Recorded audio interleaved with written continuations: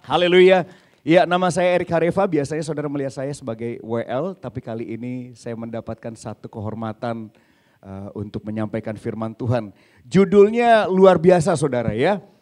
Judulnya itu adalah setelah menderita, apakah pasti kaya? Saya punya pertanyaan, saudara datang sore hari ini dengarkan firman Tuhan, berharap setelah dengar firman Tuhan langsung kaya enggak? Enggak ya. Tapi kalau tiba-tiba kaya, masa kita tolak? Betul ya saudara ya? Ya. Nah saudara, kita mau lihat dulu, setelah menderita apakah pasti kaya? Saya melihat dari wajah saudara, saya yakin sekali saudara sudah punya jawabannya. Ya, ada yang bilang begini, gak mungkin lah Pak Pendeta. Gitu ya. Jadi udah selesai khotbahnya udah. Karena saudara udah punya jawabannya. Ya. Mungkin ada juga yang bahkan bilang begini, apa mungkin setelah menderita pasti kaya? Ada juga yang mungkin menjawab, mungkin aja. Karena namanya Tuhan bekerja, dia mengajar, dia menuntun, bukan menuntut, katakan amin. Dia mengajar kita, dia mengarahkan kita kepada kebenaran. Itu sebabnya saudara, kita mau memaknai dulu dengan cara yang tepat supaya kita paham betul. Kenapa kok penderitaan itu ada di muka bumi ini. Amin saudara. Dan saya mau supaya kita sama-sama memahami bahwa sekalipun kita sedang berdialog, ada yang bilang tentu saja bisa, tentu saja tidak. Setelah menderita apakah pasti kaya? Next slide please. Ya, saya nggak tahu persentasenya kalau saya kumpulkan di sini siapa yang akan jawab tentu tidak, tentu iya. Saya nggak tahu persentasenya. Itu sebabnya persentasenya kosong aja dulu. Ya, karena berdasarkan respon yang berdasarkan logis, berdasarkan logika sederhana kita saudara, akan ada yang menjawab tentu saja memungkinkan habis menderita kaya. Ya, karena memang ada kisah-kisah yang seperti itu. Tapi itu namanya case by case. Katakan case by case. Artinya apa saudara? Tuhan itu tidak mengerjakan sesuatu sifatnya generalisir.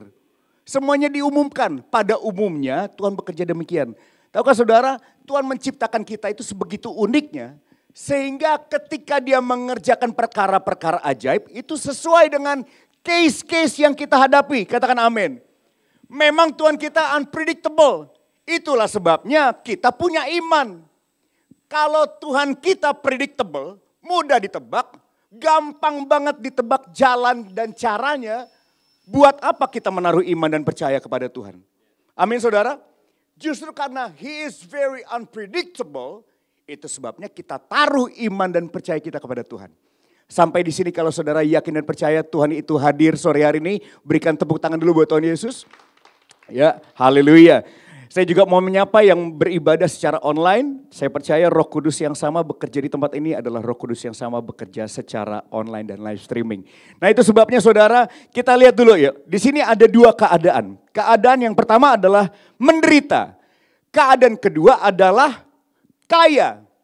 Kalau saya tanya kepada saudara, siapa di sini yang mau menderita? Saya yakin gak ada yang mau angkat tangan. Coba tes dulu, ada yang mau menderita? Saya udah tahu, pasti gak ada yang mau menderita. Tapi siapa di sini yang mau kaya? Coba angkat tangan. Ada yang gak angkat tangan, saya bingung sama saudara. Bener om gak mau kaya. Semua kita kepengen kaya, betul saudara. Tapi kayanya harus dengan cara yang tepat. Amin saudara. Nah jadi artinya apa? Kalau kita mau kaya, nah cuman kita perlu juga tahu bahwa ternyata untuk jadi kaya itu bisa melewati proses penderitaan. Nah di sini kita mau sama-sama belajar saudara. Kaya itu bukan hanya bicara tentang materi. Katakan amin. Kaya itu bukan hanya bicara tentang cuan, cien. Bukan keuntungan, bukan hanya sekedar materi. Kalau dia bilang hepeng. Ya. Ya. Jadi kaya itu bukan hanya mengenai materi saja. Itu sebabnya saya ingin saudara coba sama-sama kita melihat dulu etimologi daripada dua keadaan yang kontras, yaitu menderita dan kaya. Apa itu menderita? Menderita itu adalah menanggung sesuatu yang tidak menyenangkan. Seperti kesusahan, seperti penyakit. Atau kesedihan yang harus dijalani. Dan kata ini merupakan bentuk kata kerja dari derita. Yang berarti hal-hal yang menyusahkan atau menyedihkan. Saudara, saya yakin sekali tidak ada orang tua manapun yang ingin memberikan nama anaknya derita. Saudara pernah dengar nama orang derita? Kasihan banget, malang banget hidupnya saudara. Atau saudara hanya satu kota aja yang diberikan nama Malang. Saya nggak yakin ada orang namanya Malang. Ya, kalaupun ada saya nggak tahu orang tuanya mikirin apa waktu itu. Tapi doa, nama adalah sebuah doa dan harapan. Itu sebabnya ketika kita memberikan nama pasti ada harapan di situ. Itu sebabnya tidak ada orang yang berharap hidupnya menderita. Amin. Sekali lagi, tidak ada seorang pun di muka bumi ini yang hidupnya berharap menderita. Nah, karena memang keadaan menderita ini adalah keadaan yang tidak nyaman sama sekali. Jauh daripada kenyamanan. Itu sebabnya orang mengejar-ngejar kenyamanan bukan penderitaan. Kenapa? Karena kenyamanan jauh dari penderitaan. Sementara penderitaan jauh dari kenyamanan. Keduanya saling berkontradiksi. Nah, itu sebabnya tidak ada seorang pun yang ingin menderita. Tapi ada satu kata lagi, yaitu kaya. Ada dua makna di sini dari kata kaya. Yang pertama, kaya itu artinya mempunyai banyak harta, uang dan sebagainya. Sehingga baginya tua muda besar kecil semuanya sama. Karena banyak harta, semuanya bisa dibeli dengan uang. Hal yang kedua adalah mempunyai banyak, sama-sama katakan mempunyai banyak. Kaya juga artinya mempunyai banyak, tapi mengandung banyak dan sebagainya. Bukan bicara tentang uang dan harta benda. Sehingga saudara, dia jadi orang yang kaya akan pengalaman. Nah, orang-orang seperti inilah yang juga dikatakan kaya. Sekalipun mungkin dia belum banyak uangnya, tapi dia banyak pengalamannya. Saudara, kita mau memaknai sama-sama sekarang. Bagaimana setelah penderitaan, bisakah atau pastikah seseorang menjadi kaya? Perlahan-lahan saudara nanti akan men-shifting jawaban-jawaban saudara. It's okay, karena bukan mengenai benar atau salah di sini. Tetapi tentang pemahaman yang didewasakan. Berikan tepuk tangan dulu buat Tuhan Yesus. Nah, saudara, kita lihat yuk. Sekali lagi, tidak ada yang mau menderita. Dan tidak ada satupun manusia waras akan menjawab, saya mau menderita. Siapa yang mau kaya? Tentulah orang waras akan menjawab, saya mau kaya. Karena menderita itu jauh dari kebahagiaan, sementara kekayaan mendekatkan diri kepada kebahagiaan. Kita lihat yuk, 2 Korintus 12 ayat 9. Kita melihat firman Tuhan ajarkan kita. Saya mengajak untuk kita bisa baca sebentar, sepertinya saya harus geser. Bisa baca? Oke, kita baca saudara ya. 2 Korintus 12 ayat 9 dan 10. 1, 2, 3. Tetapi jawab Tuhan kepadaku, cukuplah kasih karuniaku bagimu. Sebab justru dalam kelemahanlah kuasaku menjadi sempurna. Sebab itu terlebih suka aku bermegah atas kelemahanku, supaya kuasa Kristus turun menaungi aku. Karena itu aku senang dan rela di dalam kelemahan, di dalam siksaan, di dalam kesukaran, di dalam penganiayaan dan kesesakan oleh karena Kristus. Sebab apa saudara? Jika aku lemah, maka aku kuat. Saudara, kita baca di sini konteksnya. Izinkan saya memberikan satu konteks kepada kita semua supaya kita memahami lebih rinci tentang apa yang Paulus sampaikan kepada jemaat di Korintus. Konteksnya begini saudara, Paulus menulis tentang duri dalam daging dan kasih karunia Allah yang menopang. Duri dalam daging, yang nyaman, yang punya duri dalam daging itu cuma ikan saudara. Manusia tidak diciptakan untuk memiliki duri dalam daging secara artian harfiah. Katakan amin. Ya. Jadi yang bisa hidup dalam duri dan daging itu cuma ikan. Kita tidak ditakdirkan untuk hidup. Ya, hidup memiliki duri dalam daging. Tapi inilah Paulus menulis tentang duri dalam daging. Ada kesesakan dialami, ada aniaya dialami, didera oleh penyiksaan, difitnah saudara. Tapi apa yang kita lihat? Itu semua untuk menjadi pengingat permanen bagi Paulus akan kebergantungannya kepada Tuhan. Katakan wow. Ya. Ternyata Paulus pun si hamba Tuhan, rasul yang sebegitu besar namanya, begitu famous dan populer dan penuh dengan urapan, istilahnya sakti gitu saudara. Lihat, dia juga butuh pengingat permanen akan kebergantungannya kepada Tuhan. Ini adalah konteksnya. Kenapa kok sampai akhirnya kita melihat di sini. Cukuplah kasih karuniaku bagimu. Sebab justru dalam kelemahanlah kuasaku menjadi sempurna. Makna yang tersirat apa saudara? Allah tidak selalu mengangkat penderitaan kita, tetapi memberikan kasih karunia yang cukup. Katakan kasih karunia yang cukup. Kelemahan kita justru menjadi tempat di mana kuasa Allah dinyatakan. Nah saudara, penderitaan itu gak pandang bulu. Mau kulitnya hitam putih, dia gak pandang usia, tua, muda. Dia gak pandang gender, pria dan wanita. Penderitaan itu bisa dialami. Mohon maaf saudara, penderitaan itu tidak hanya dialami oleh orang miskin. Banyak orang miskin yang menderita oleh karena kemiskinannya. Ketidakberdayaannya, gak punya apa-apa, gak punya skill, gak punya kemampuan, kurang edukasi. Tapi saudara dengar baik-baik, bahkan penderitaan pun juga bisa dialami oleh orang kaya. Banyak orang kaya yang menderita karena kekayaannya.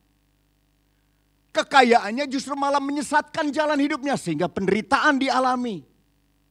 Salah dalam pilihan hidup karena merasa bahwa oleh karena kekayaannya bisa membeli semuanya. Ternyata kekayaan gak bisa beli damai sejahtera. Kekayaan gak bisa beli kesetiaan. Kekayaan gak bisa beli banyak hal.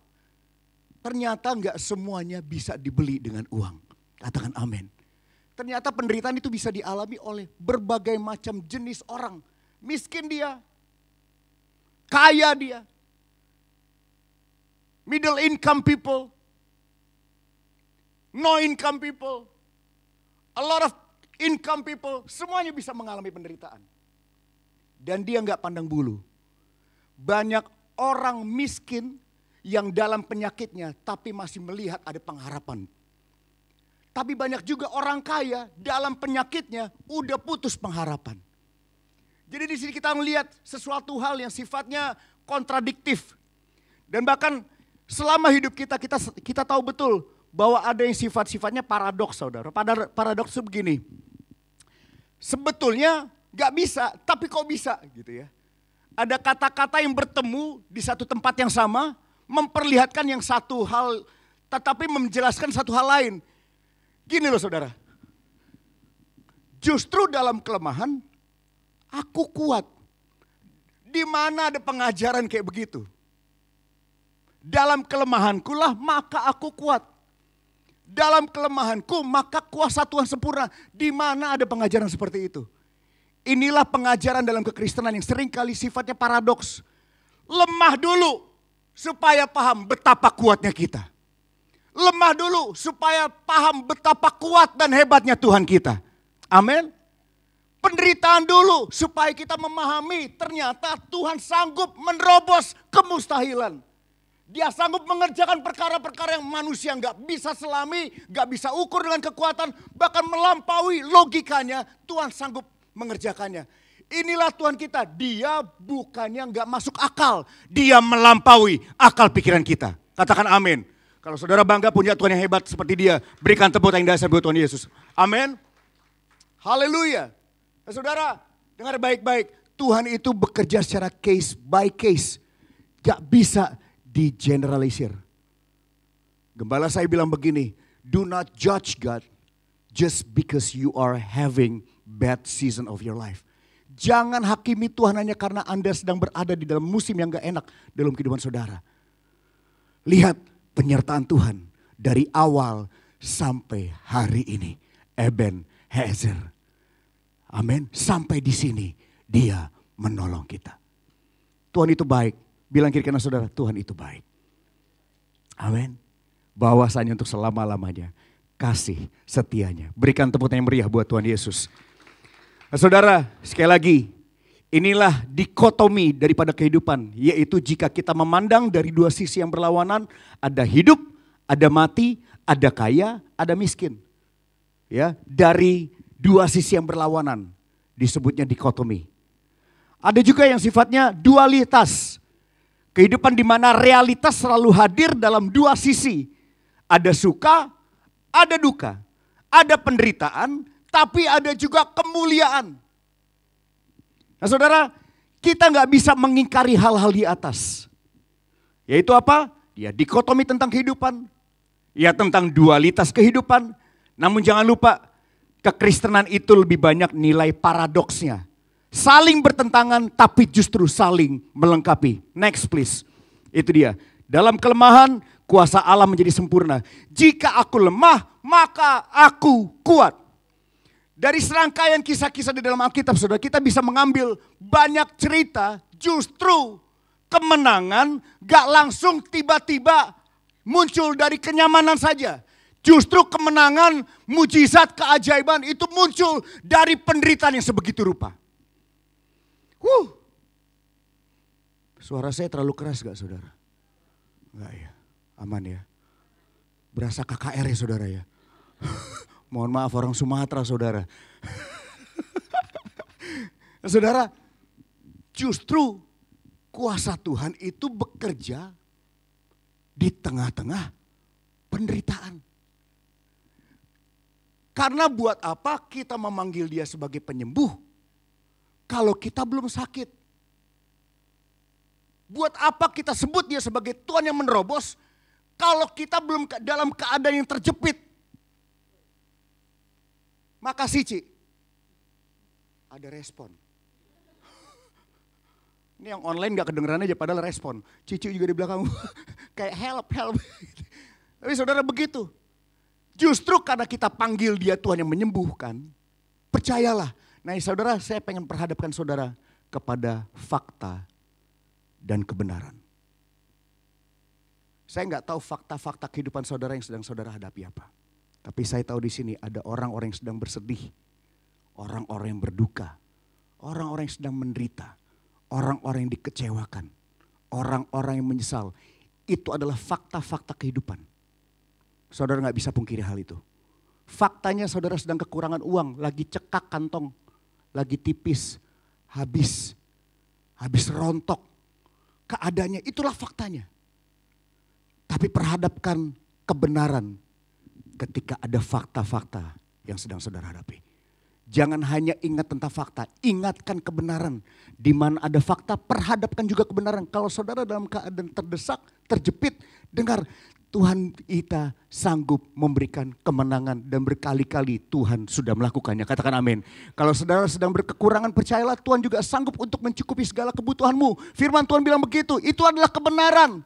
Jadi kalau saudara sedang menghadapi sebuah fakta yang gak mengenakan, menderita, tidak nyaman, perhadapkan juga kebenaran. Sebab kebenaran itu memerdekakan. Amin. Jangan geser kebenaran hanya karena fakta saudara terlihat lebih berat. Dengar, perhadapkan kebenaran di atas fakta apapun yang sedang saudara hadapi. Saya nggak tahu fakta-fakta kehidupan apa yang saudara sedang hadapi. Kemenderitaan yang seperti apa yang saudara sedang hadapi. Frustrasikah saudara? Streskah saudara? Hilang pengharapankah? Hilang pengharapankah saudara? Gak tahu harus ngapain lagi. Rasanya ini waktu yang tepat untuk datang kepada Yesus. Bukankah dia adalah sumber pengharapan? Amin. Saya minta, bro, dampingi dong bro. Saya ini seorang penyembah saudara. Jadi kalau disuruh ngajar, pasti kepengen nyembah juga. Amin. Saya nggak tahu saudara sedang ada di musim apa. Tapi satu hal yang saya tahu.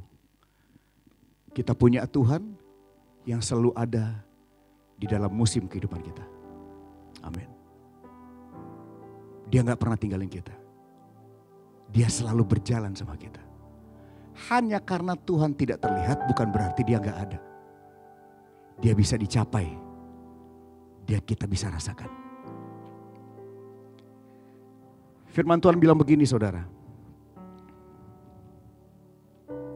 Di Lukas 9 ayat 23. Kalau dari serangkaian cerita di dalam Alkitab, kenapa kok kebanyakan kisah-kisahnya itu melekat dengan penderitaan? Gitu.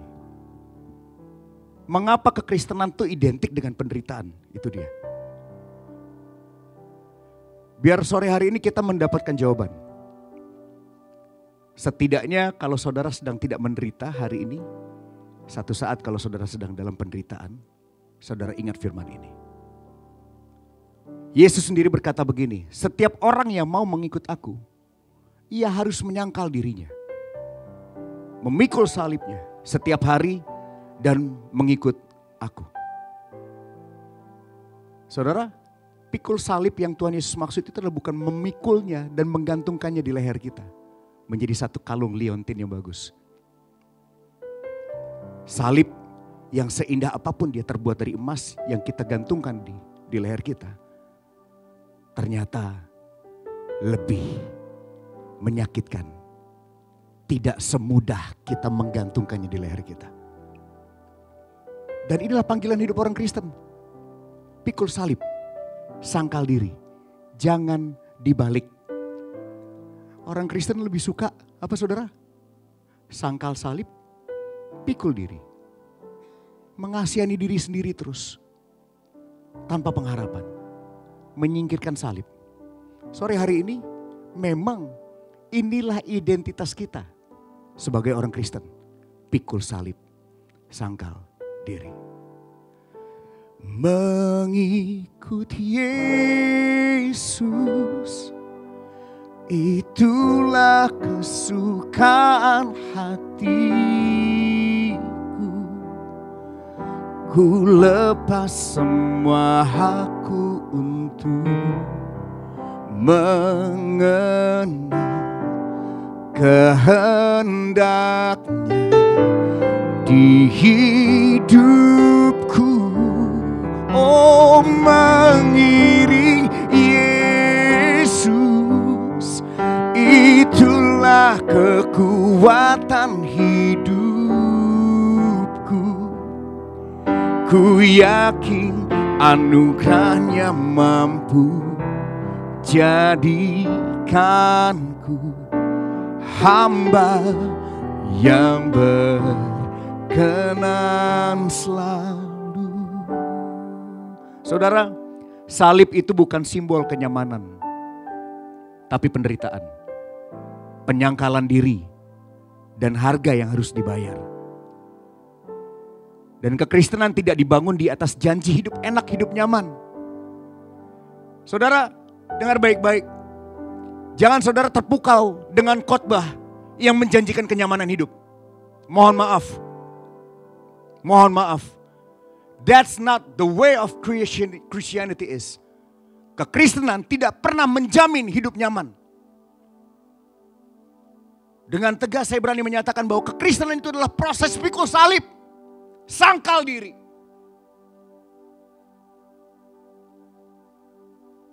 Jadi kalau saudara berani memutuskan menjadi orang Kristen, percayalah, rewardnya gak macem-macem saudara.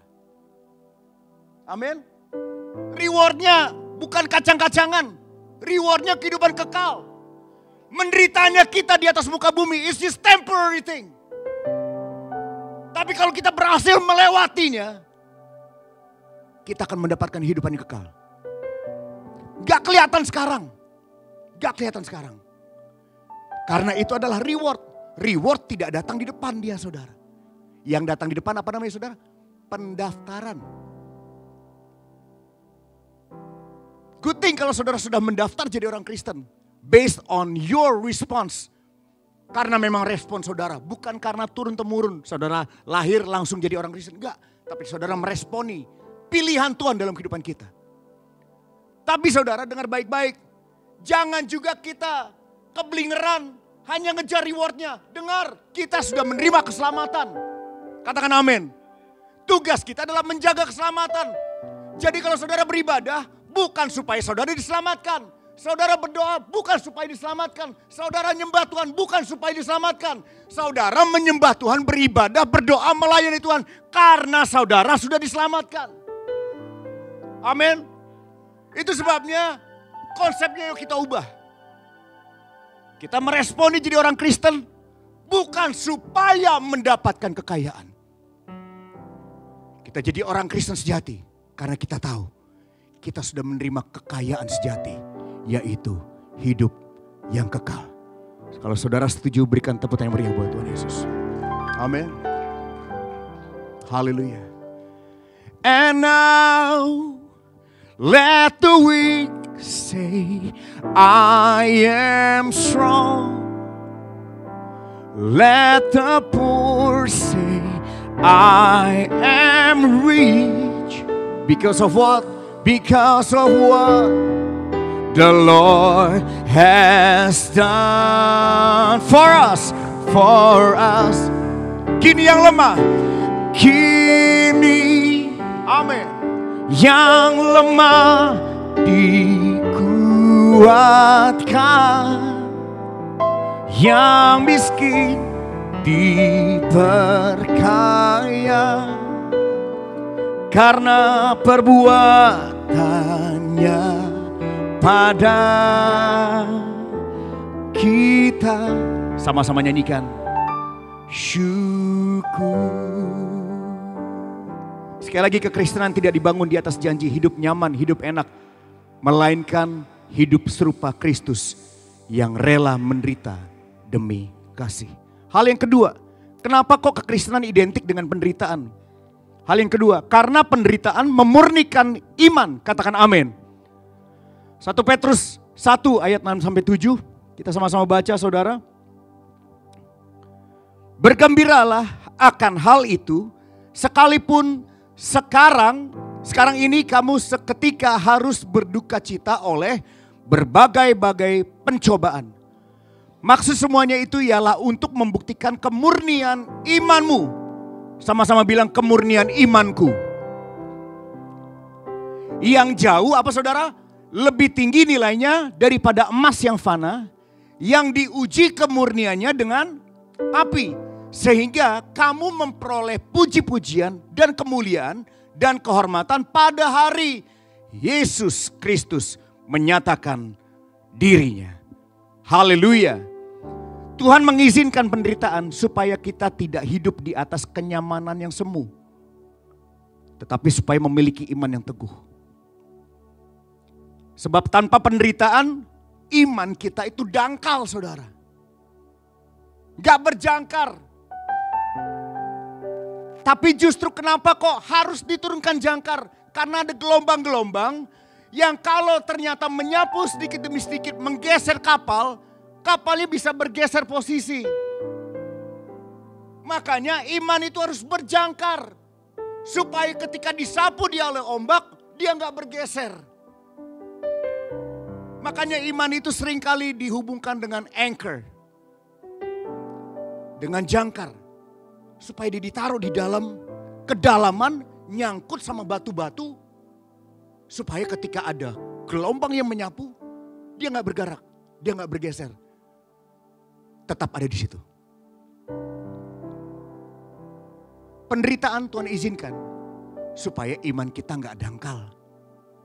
Amin saudara. Kesusahan yang kita alami supaya iman kita itu berjangkar justru.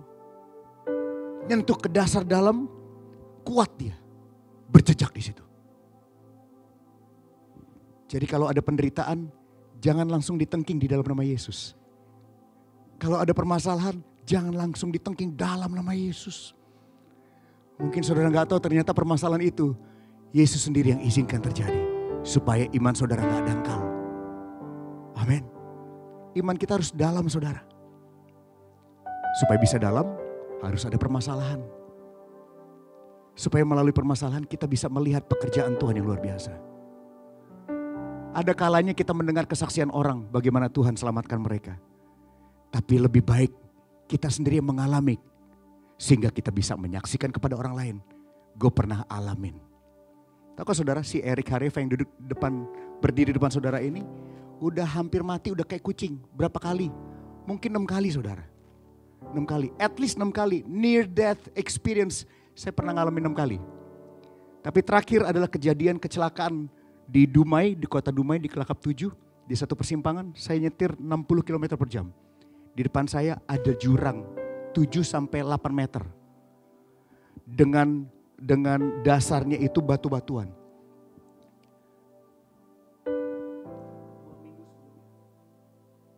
Rombongan yang dari sana, 13 orang naik bus di jurang yang sama, meninggal. Saya masuk jurang itu.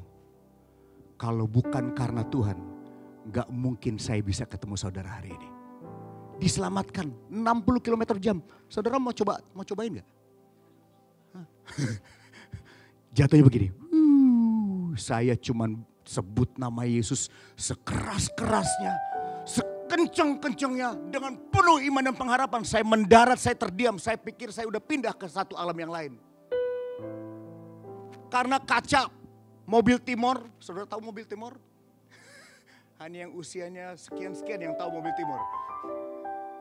Mobil Timor saya ringsek karena hancur, sasisnya bengkok saudara, hantamnya begini, bab. Udah kayak film action banget, beneran. Saya pikir saya udah pindah alam. Saya pegang sebegitu kencangnya, setir. Saya mendapati diri saya masih hidup.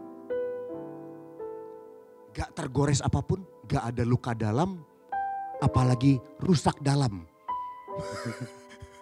Saudara paham rusak dalam? Gak waras, amnesia, lupa ingatan, gak terjadi apa-apa.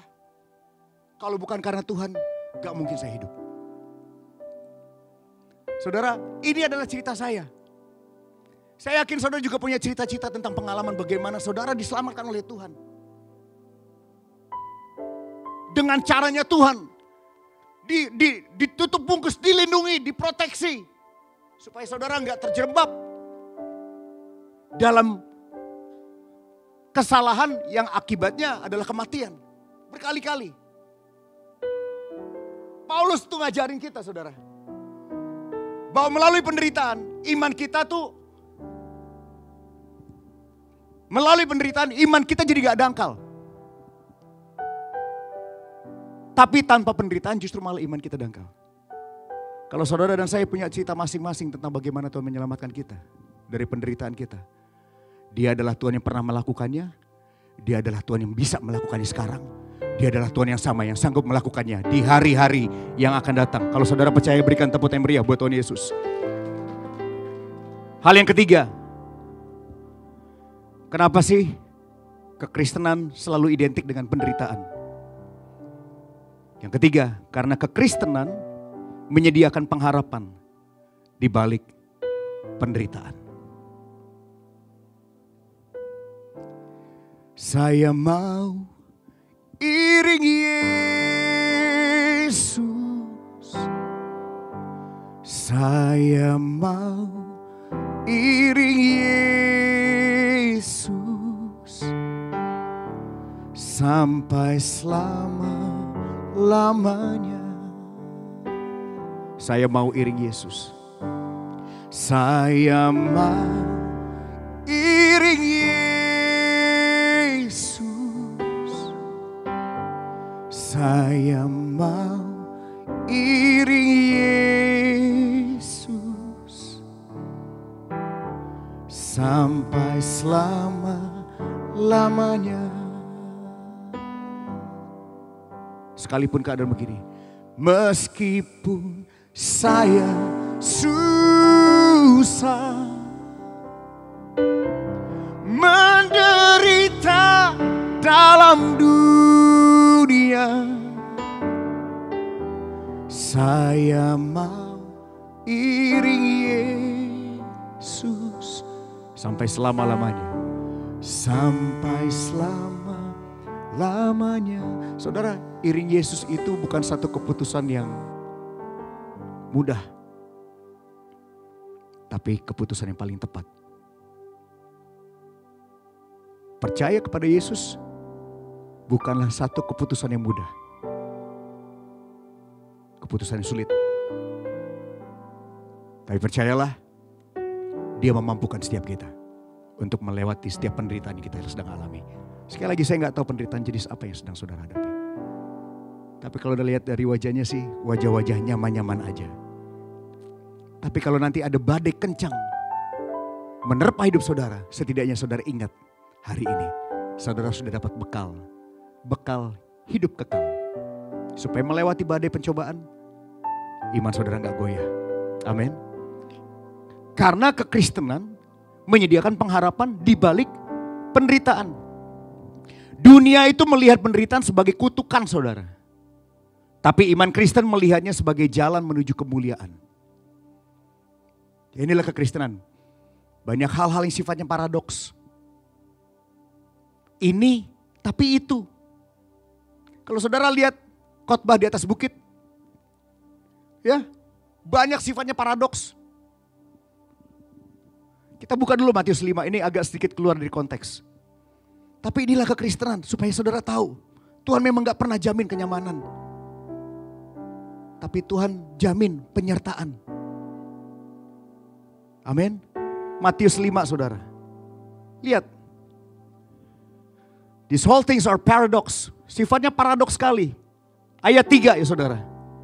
Dan seterusnya kita baca yuk. Sambil kita bangkit berdiri ya saudara. Sekaligus saya akan menutup firman Tuhan sore hari ini.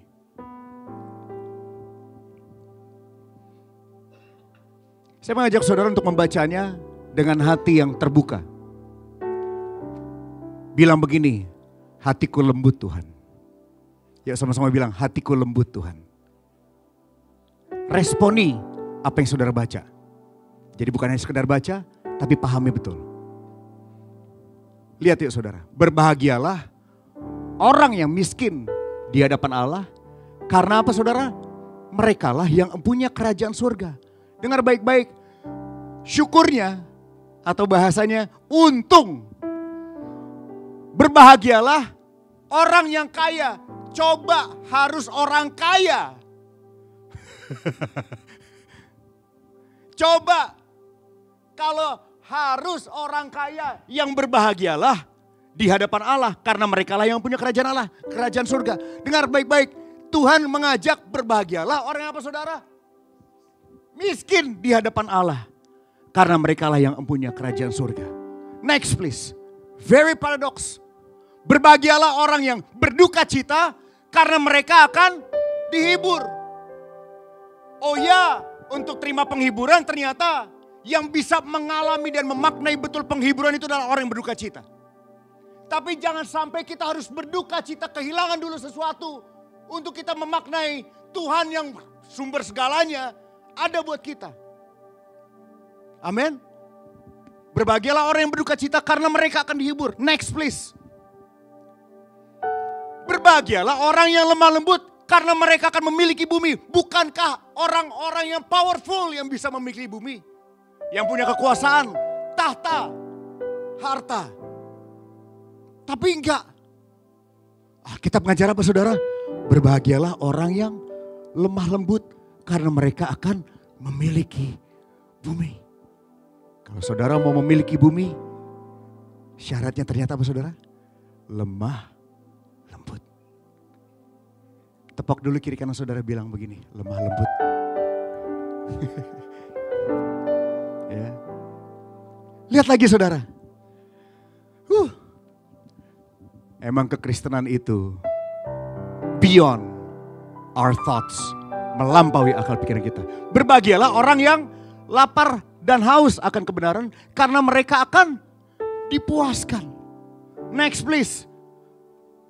Berbahagialah orang yang murah hatinya karena mereka akan beroleh kemurahan. Ternyata dengan kita memberi, maka kita akan menerima. Bukan menerima dulu.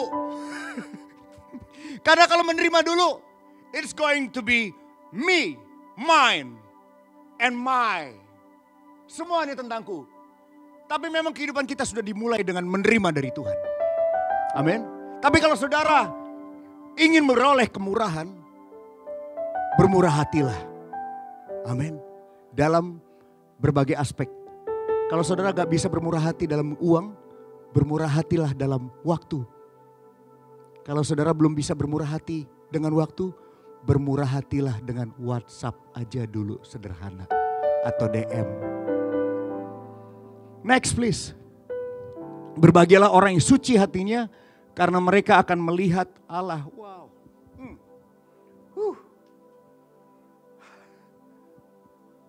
Melihat Allah. Aku gak bisa pernah ngalamin gimana satu kehormatan melihat Allah. Ini bukan hanya sekedar cerita orang aku melihat Allah, aku melihat Allah. Sorry. It's about melihat Tuhan langsung. Gimana caranya? Suci hatinya. Lagi-lagi di sini gak disebut berbahagialah orang kaya karena dia akan melihat Allah. Kasihan orang yang gak kaya. Apalagi orang yang salah pemahaman tentang kekayaan dan miskin di hadapan Allah. Next please. Berbahagialah orang yang membawa damai karena mereka akan disebut anak-anak Allah. Di momen-momen seperti ini, keadaan Indonesia lagi hangat dan bahkan cenderung panas. Saudara, jangan bikin keadaan tambah riwah. Jadilah pembawa damai. Tutup mata saudara sebentar dalam hadirat Tuhan.